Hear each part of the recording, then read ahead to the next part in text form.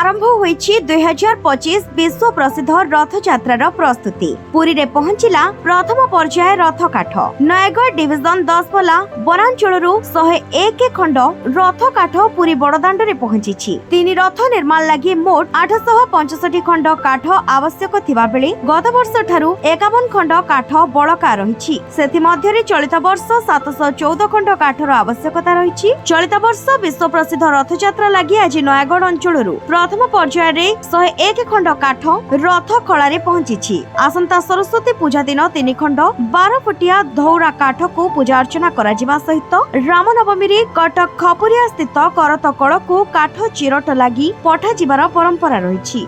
आज बर्तमान नयगढ़ डिविजन एवं दसपल्ला वनांचलरू 101 खंड काठ आज रथकाठ पहुंची।